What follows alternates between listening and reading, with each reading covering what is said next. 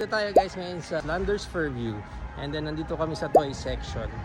Nakikita nyo, nagbago na yung pwesto nila sa kanilang toys. Nagulat ako, may mga moto na sila. Ito yung price nila. Meron silang Skyled dito, pero yung Skyled nila is 1.8 pa, mataas pa.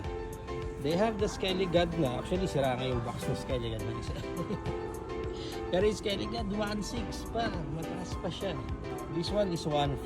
Ayan o, yung mga himan nila. Stridor, 2,300. This one is pwede na sa 1K.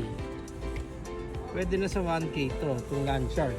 Skyled nga nila 1.8 pa. Although kasi itong Skyled may kasama ng Prince Adam. Retro din sila dito. 1.2. Ayan, yung mga moto pa nila dito. Skeletor. Itatago sa likod si Hordak. DC nila ito na lang. 1.6.